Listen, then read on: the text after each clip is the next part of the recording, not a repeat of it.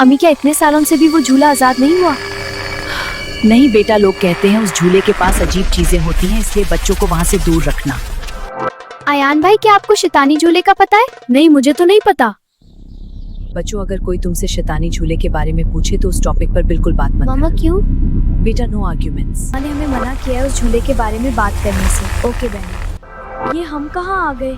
भाई, मुझे ये जगह ठीक नहीं लग रही, हमें यहाँ से जाना चाहिए।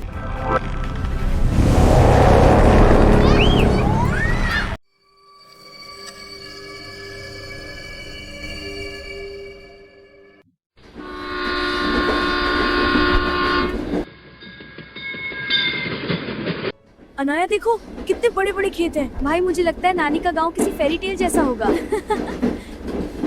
अनाया, हम जल्दी नानी के घर पहुंचने वाले हैं और वहाँ हम बहुत एंजॉय करेंगे। जी बिल्कुल मेरे प्यारे बच्चों, नानी के गांव में तुम्हें बहुत मजा आएगा।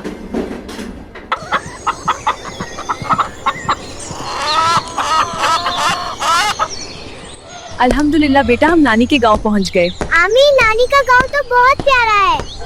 अस्सलाम वालेकुम नानी। अल्लाह तुम दोनों को हमेशा खुश रखे मेरे बच्चों। नानी, आपका गांव तो बहुत प्यारा है। यहाँ हर तरफ हरियाली ही हरियाली है और नानी, यहाँ की हवा भी कितनी फ्रेश है, शहर से बिल्कुल अलग लग रही है। हाँ मेरे बच्चों, गांव की जिंदगी सिंपल होती है लेकिन बहुत सुकून वाली होती है। बेटा, ख्याल रखना बच्चे शैतानी झूले के पास ना जाएं। अम्मी, क्या इतने सालों से भी वो झूला आजाद नहीं हुआ? नहीं बेटा, लोग कहते हैं उस झूले के पास अजीब चीजें होती हैं, इसलिए बच्चों को वहाँ से दूर रखना। जल्दी बॉल पकड़ो। चलो सब मिलकर खेलते हैं। हमें बहुत अच्छा लगा आप सब साथ खेलकर। ये जगह बहुत प्यारी है।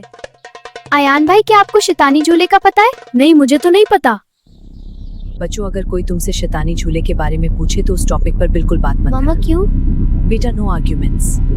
मैंने आपको मना किया है, तुम मना हो जाओ। ओके मामा।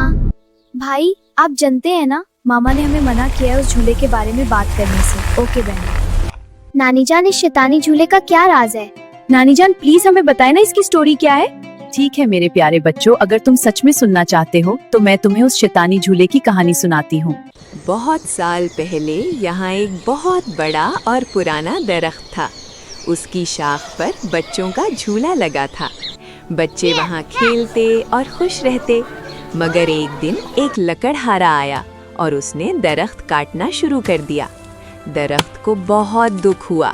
उसने गुस्से में कहा, रुक जाओ इंसान, मेरे साए में लोग आराम करते हैं।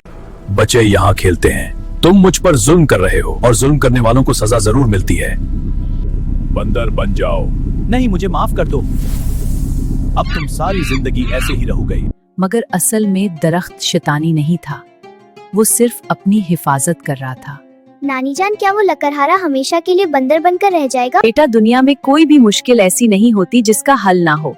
उस दरख्त की भी एक शर्त है, अगर कभी कोई सच्चा, नेक दिल और रहमदिल इंसान वहाँ आए, जिसके दिल में ईमान, सच्चाई और नेक नियत की ताकत हो, तो वो दरख्त का जादू टूट सकता है और फिर वो लकड़हारा उस जादू से आजाद होकर दोबारा इंसान बन सकता है।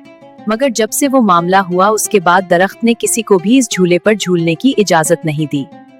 चलो बच्चों, अब चलकर सोते हैं, बहुत वक्त हो गया है।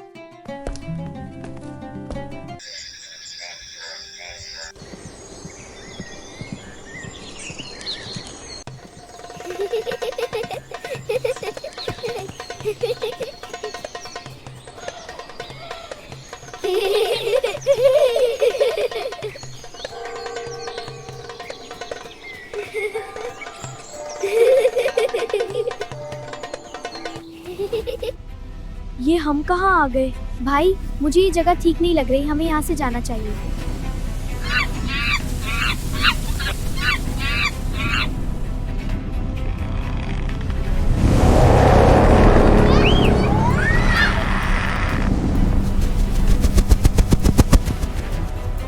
लगता है ये बर्ड जख्मी है, इसे हमारी जरूरत है। हम इसकी हेल्प करेंगे, इसे घर लेकर जाएंगे और इसका ख्याल रखेंगे। हाँ चलो।